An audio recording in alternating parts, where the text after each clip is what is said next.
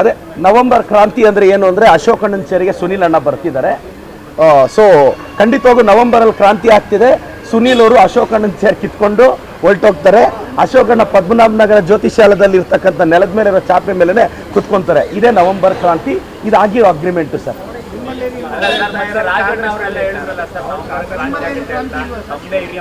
ಅಲ್ಲ, ಈಗ ಮೊನ್ನೆ ಲಾಸ್ಟ್ 3 ದಿನದಿಂದ ಅಕ್ಟೋಬರ್ ಕ್ರಾಂತಿ ಮುಗೀತು.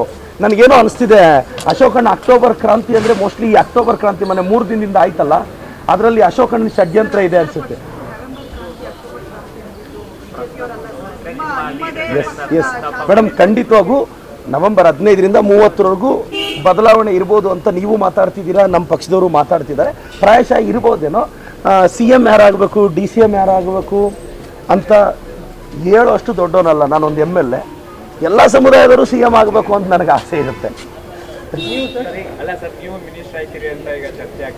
ಸರ್, ಈಗ ದೈವ ಬಲ, ನನ್ನನ್ನು BJPಯವರು ವಿಷ್ಣುವಿನ ಅವತಾರದಲ್ಲಿ ನೋಡ್ತಾ ಇದ್ದಾರೆ. ಯಾಕೆ ಅಂತ ಹೇಳ, BJPಯವರು ನನ್ನನ್ನು ವಿಷ್ಣುವಿನ ಮಾಡ್ರನ್ ಅವತಾರ ಯಾಕೆ ಗೊತ್ತಾ? ಅವ್ರು ಮೊನ್ನೆ ಒಂದು ಪದ ಬಳಸಿದ್ರು, ಹಂದಿ ಅಂತ. ಅದರ ಅರ್ಥ ಏನು ಗೊತ್ತಾ? ವರಾಹ ರೂಪಂ ಅಂತ ಕಾಂತಾರದಲ್ಲಿ ಒಂದು ಸಾಲಿದೆ ಗೊತ್ತಾ?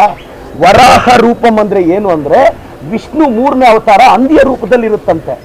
ಅಂದರೆ ಭೂಮಿಯಲ್ಲಿ ಅಸಮರ್ಥರು ಅಯೋಗ್ಯರೆಲ್ಲ ಜಾಸ್ತಿ ಆದಾಗ ವಿಷ್ಣು ಹಂದಿಯ ರೂಪ ತಂದು ಈ ಅಸಮರ್ಥರನ್ನೆಲ್ಲ ಸೋಲಿಸೋದು.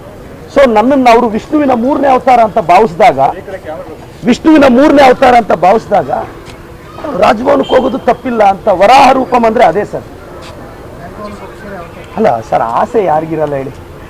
ನಮ್ಮ ಸಿದ್ದರಾಮಯ್ಯ ಸಾಹೇಬರು, DK ಸಾಹೇಬರು, ನಾನು ಅವರ ಪ್ರೀತಿಯ ಪುತ್ರ.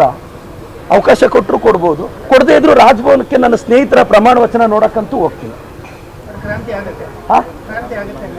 ಸರ್, ನಾನು ಏನು ಹೇಳಿ, ನವೆಂಬರಲ್ಲಿ ಅಲ್ಲಲ್ಲ, some changes will be there ಅಂತ ಎಲ್ಲರೂ ಮಾತಾಡ್ತಿದ್ದಾರೆ. ನಮ್ಮ CM DCM ಎಲ್ಲರೂ ಹೇಳಿದಾರಲ್ಲ, ಚೇಂಜಸ್ ಇದೆ ಅಂತಾರೆ.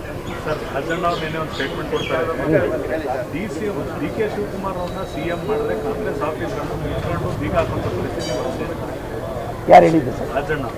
ನೋಡಿ, ರಾಜಣ್ಣ ಸಾಹೇಬರು ದೊಡ್ಡವರಿದ್ದಾರೆ, DK ಸಾಹೇಬರು, CM ಸಾಹೇಬರು ದೊಡ್ಡವರಿದ್ದಾರೆ. ನನ್ನ ಅರ್ಹತೆ ಏನಿದ್ರು KPCC ಆಫೀಸಲ್ಲಿ ಕಸ ಗುಡಿಸೋದಷ್ಟೇ. ನಾನು ಇನ್ನೂ CM DCM ಬಗ್ಗೆ ತೀರ್ಮಾನ ಮಾಡೋಷ್ಟು ದೊಡ್ಡವನಾಗಿಲ್ಲ ಸರ್. ಅಣ್ಣ, ಅಗ್ರಿ ಟು ಡಿಸಗ್ರಿ, ಇದನ್ನ ChatGPT ಅಲ್ಲಿ ಅರ್ಥ ನೋಡಕ್ಕೆ ಹೇಳಿ sir. I agree to disagree. Thank you sir. Guarantee news, ಸುದ್ದಿ ಖಚಿತ, ನ್ಯಾಯ ನಿಶ್ಚಿತ.